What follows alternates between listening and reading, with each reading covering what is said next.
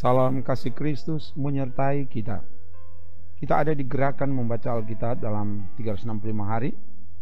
Jadikanlah membaca firman Tuhan sebagai kebutuhan dalam hidup ini. Sebab firman adalah kekuatan Allah yang menyelamatkan kita. Karena itu sebelum kita membaca bagian firman Tuhan saat ini, mari berdoa. Ya Bapa, biar oleh tuntunan Roh Kudus hamba dimampukan untuk membaca bagian firman-Mu dari Alkitab, dan semua yang mengikuti dimanapun mereka berada, Tuhan jamah supaya firman ini mengubahkan dan bahkan memampukan untuk melakukan itu di hidup ini. Ke dalam kuasa-Mu Bapa hamba serahkan, dalam nama Tuhan Yesus. Haleluya, amin. Kita ada di hari ke-252.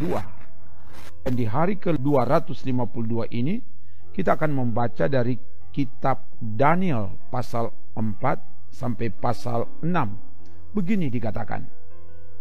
Dari Raja Nebukadnezar kepada orang-orang dari segala bangsa, suku bangsa dan bahasa yang diam di seluruh bumi, bertambah-tambahlah kiranya kesejahteraan-Mu.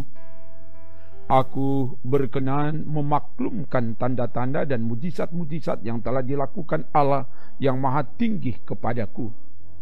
Betapa besarnya tanda-tandanya dan betapa hebatnya mujizat-mujizatnya. Kerajaannya adalah kerajaan yang kekal dan pemerintahannya turun-temurun. Aku Nebukadnezar diam dalam rumahku dengan tenang dan hidup dengan senang dalam istanaku. Lalu aku mendapat mimpi yang mengejutkan aku, dan khayalanku di tempat tidurku serta penglihatan-penglihatan yang kulihat menggelisahkan aku. Mengeluarkan titah bahwa semua orang bijaksana di Babel harus dibawa menghadap aku supaya mereka memberitahukan kepadaku makna mimpi itu. Kemudian orang-orang berilmu, ahli jampi, para kasdim, dan ahli nujum datang menghadap, dan aku menceritakan kepada mereka mimpi itu, tetapi mereka tidak dapat memberitahukan maknanya kepadaku. Pada akhirnya Daniel datang menghadap aku, yakni Daniel yang dinamai Belsasar menurut nama dewaku, dan yang penuh dengan roh para dewa yang kudus. Lalu kuceritakan kepadanya mimpi itu. Hai Belsasar, kepala orang-orang berilmu, aku tahu bahwa engkau penuh dengan roh para dewa yang kudus, dan bahwa tidak ada rahasia yang sukar bagimu.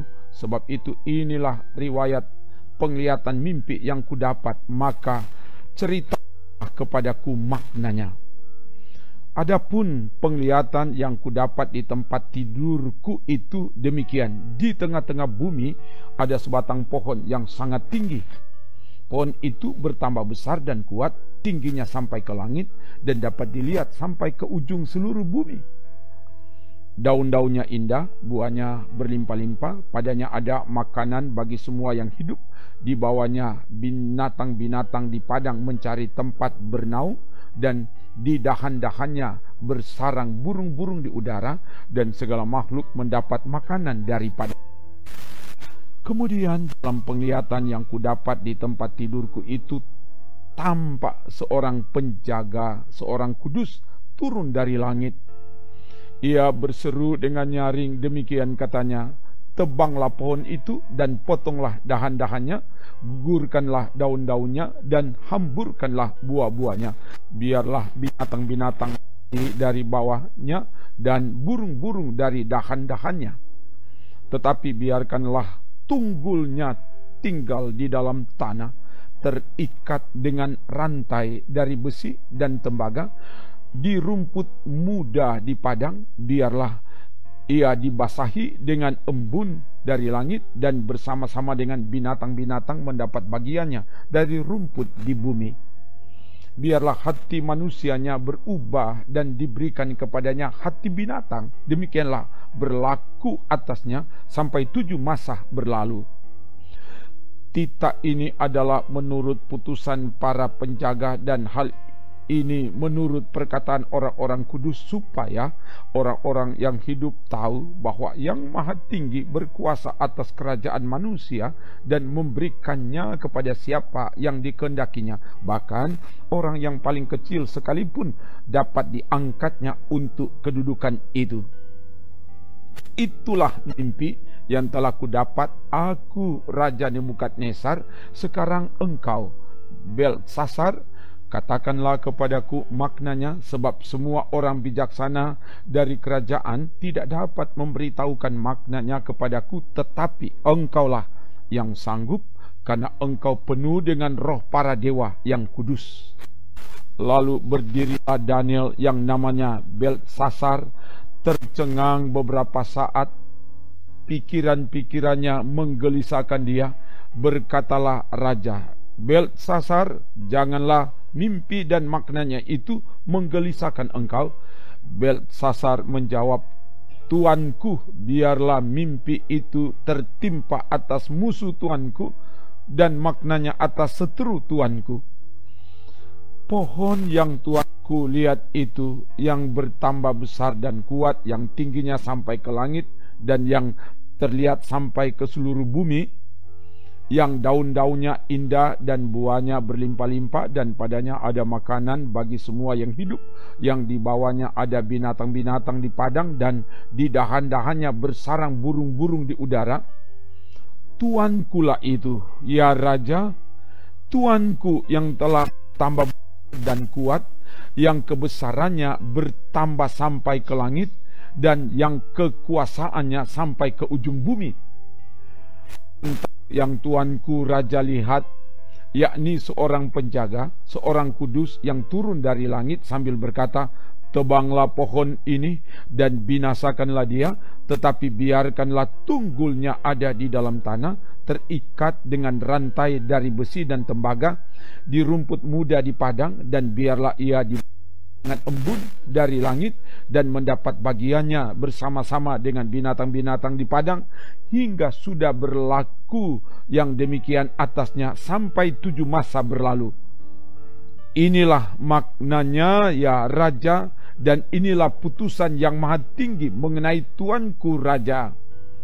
Tuanku akan dihalau dari antara manusia, dan tempat tinggal Tuanku akan ada di antara binatang-binatang di padang. Kepada Tuanku akan diberikan makanan rumput seperti kepada lembu, dan Tuanku akan dibasahi dengan embun dari langit.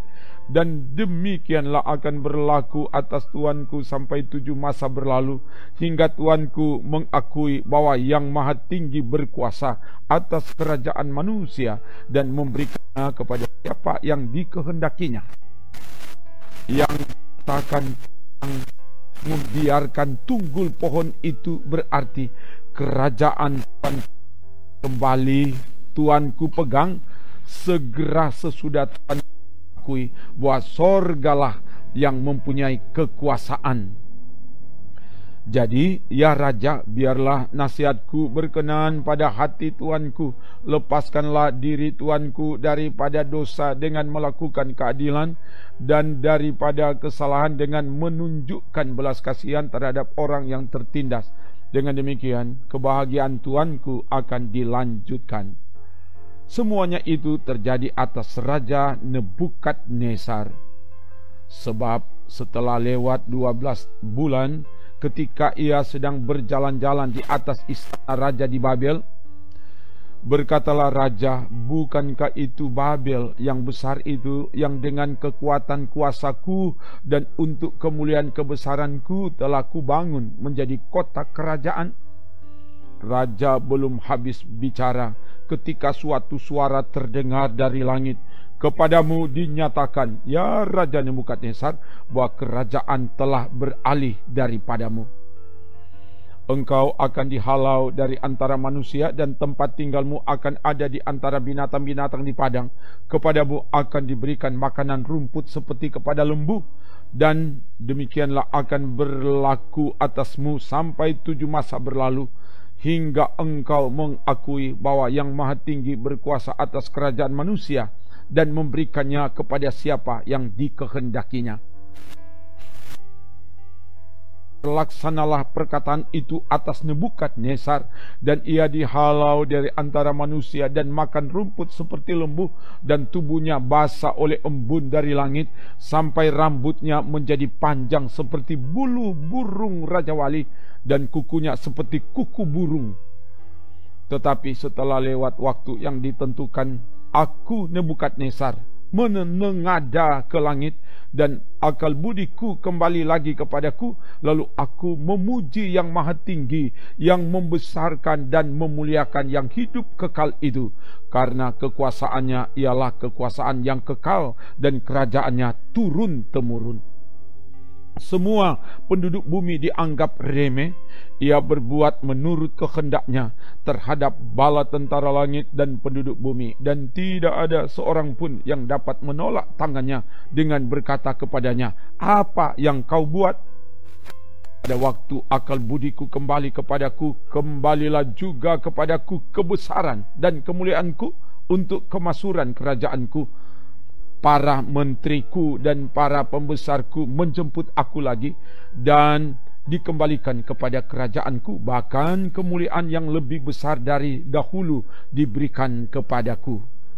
Jadi sekarang aku Nebukadnezar memuji, meninggikan dan memuliakan Raja Sorga, yang segala perbuatannya adalah benar dan jalan-jalannya adalah adil, dan yang sanggup merendahkan mereka yang berlaku congkak. Raja Belsasar mengadakan perjamuan yang besar untuk para pembesarnya, 1000 orang jumlahnya, dan di hadapan 1000 orang itu ia minum anggur. Dalam kemabukan anggur, Belsasar menitahkan orang membawa perkakas dari emas dan perak yang telah diambil oleh Nebukadnezar ayahnya dari dalam bait suci di Yerusalem, supaya raja dan para pembesarnya, para istri dan para gundik mereka minum dari perkakas itu. Kemudian dibawalah perkakas dari emas dan perak itu yang diambil dari dalam bait suci rumah Allah di Yerusalem. Lalu raja dan para pembesarnya, para istri dan para gundik mereka minum dari perkakas itu. Mereka minum anggur dan memuji-muji dewa-dewa dari emas dan perak, tembaga, besi, kayu dan batu. Pada waktu itu juga tampaklah jari-jari tangan manusia menulis pada kapur dinding istana raja di depan kaki Dian, dan raja melihat punggung tangan yang sedang menulis itu. Lalu raja menjadi pucat, dan pikiran-pikirannya menggelisahkan dia. Sendi-sendi pangkal pahanya menjadi lemas, dan lututnya berantukan. Kemudian berserulah raja dengan keras supaya para ahli jampi, para kasdim dan para ahli nujum dibawa menghadap. Berkatalah raja kepada para orang bijaksana di Babel itu, setiap orang yang dapat membaca tulisan ini dan dapat memberitahukan maknanya kepadaku, kepadanya akan dikenakan pakaian dari kain ungu, dan lehernya akan dikalungkan rantai emas, dan di dalam kerajaanku ia akan mempunyai kekuasaan sebagai orang ketiga.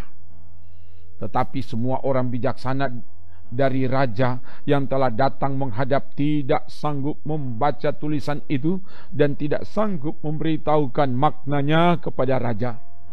Sesudah itu sangatlah cemas hati Raja Belsasar, dan ia menjadi pucat, juga para pembesarnya terperanjat.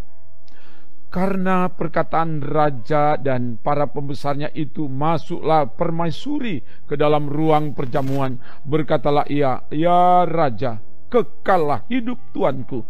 Janganlah pikiran-pikiran tuanku menggelisahkan tuanku, dan janganlah menjadi pucat. Sebab dalam kerajaan tuanku ada seorang yang penuh dengan roh para dewa yang kudus. Dalam zaman ayah tuanku ada terdapat pada orang itu kecerahan, akal budi dan hikmat yang seperti hikmat para dewa.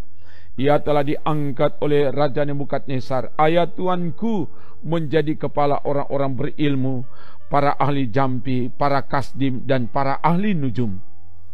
Karena pada orang itu terdapat roh yang luar biasa dan pengetahuan dan akal budi, sehingga dapat menerangkan mimpi, menyingkapkan hal-hal yang tersembunyi, dan menguraikan kekusutan, yakni pada Daniel yang dinamai Beltsasar oleh raja. Baiklah, sekarang Daniel dipanggil dan ia akan memberitahukan maknanya. Lalu dibawalah Daniel menghadap raja. Bertanyalah raja kepada Daniel, engkaukah Daniel itu salah seorang buangan yang telah diangkut oleh raja, ya, ayahku, dari tanah Yehuda? Telah aku dengar tentang engkau, bahwa engkau penuh dengan roh para dewa, dan bahwa padamu terdapat kecerahan, akal budi, dan hikmat yang luar biasa.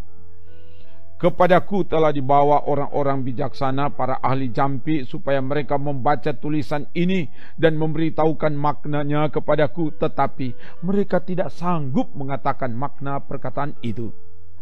Tetapi telah kudengar tentang engkau, bahwa engkau dapat memberikan makna dan dapat menguraikan kekusutan.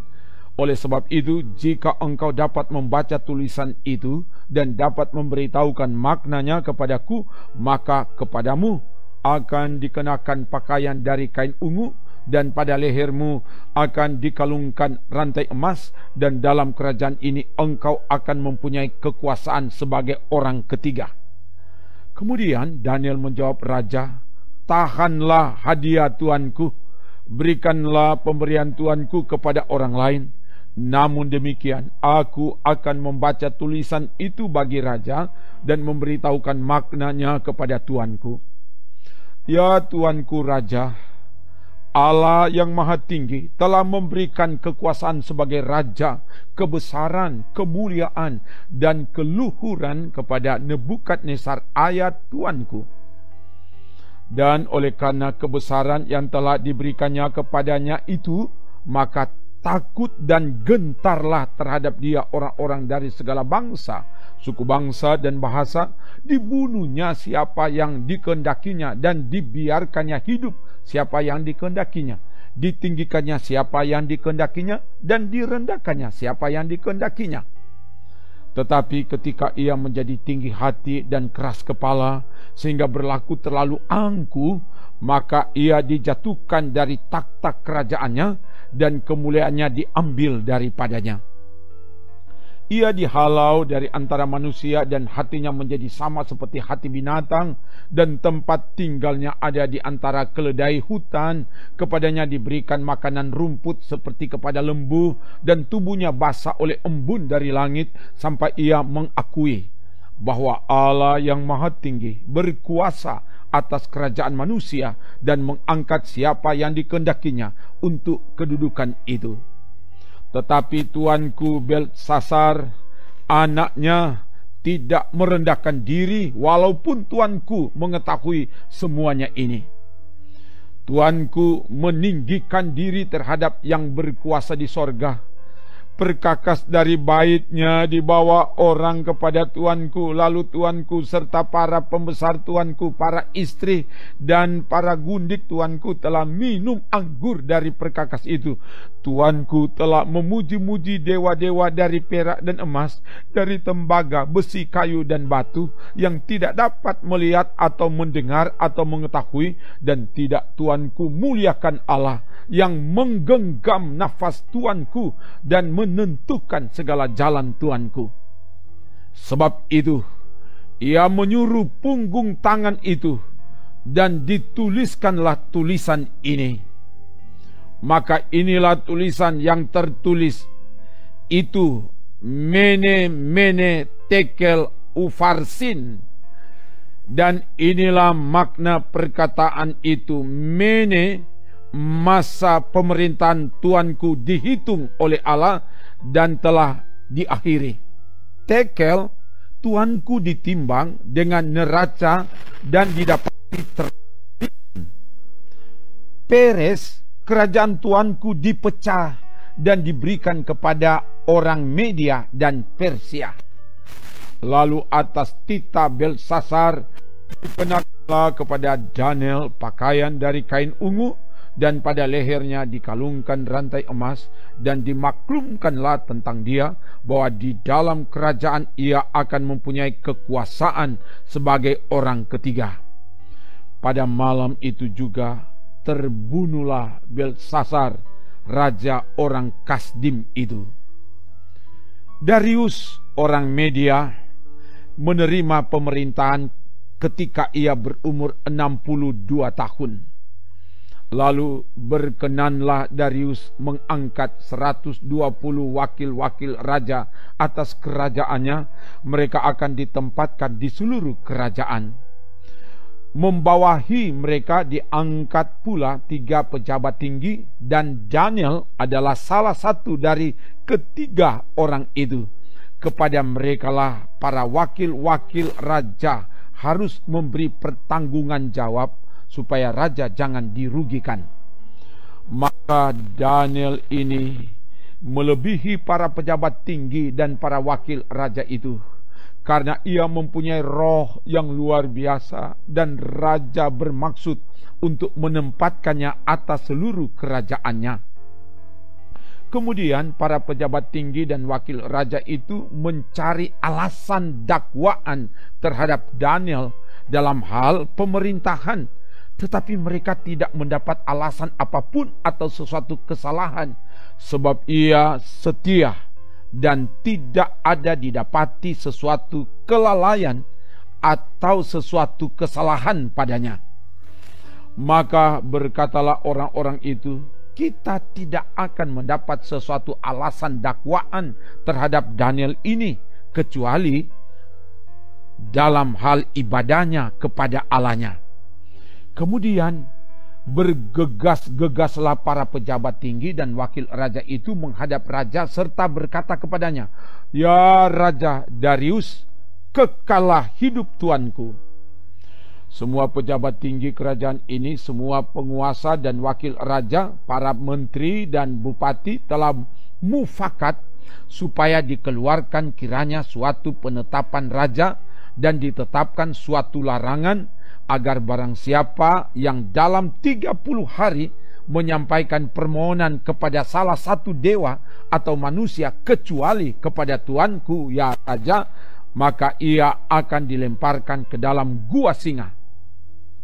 Oleh sebab itu, ya raja, keluarkanlah larangan itu dan buatlah suatu surat perintah yang tidak dapat diubah menurut undang-undang orang Media dan Persia, yang tidak dapat dicabut kembali. Sebab itu Raja Darius membuat surat perintah dengan larangan itu. Demi didengar Daniel bahwa surat perintah itu telah dibuat, pergilah ia ke rumahnya. Dalam kamar atasnya ada tingkap-tingkap yang terbuka ke arah Yerusalem. 3 kali sehari ia berlutut, berdoa serta memuji Allahnya seperti yang biasa dilakukannya. Lalu orang-orang itu bergegas-gegas masuk dan mendapati Daniel sedang berdoa dan bermohon kepada Allahnya. Kemudian mereka menghadap raja dan menanyakan kepadanya tentang larangan raja. Bukankah tuanku mengeluarkan suatu larangan supaya setiap orang yang dalam 30 hari menyampaikan permohonan kepada salah satu dewa atau manusia kecuali kepada tuanku ya raja, akan dilemparkan ke dalam gua singa? Jawab raja, perkara ini telah pasti menurut undang-undang orang Media dan Persia yang tidak dapat dicabut kembali. Lalu kata mereka kepada raja, Daniel, salah seorang buangan dari Yehuda, tidak mengindahkan tuanku ya raja, dan tidak mengindahkan larangan yang tuanku keluarkan, tetapi 3 kali sehari ia mengucapkan doanya. Setelah raja mendengar hal itu, maka sangat sedihlah ia, dan ia mencari jalan untuk melepaskan Daniel. Bahkan sampai matahari masuk, ia masih berusaha untuk menolongnya.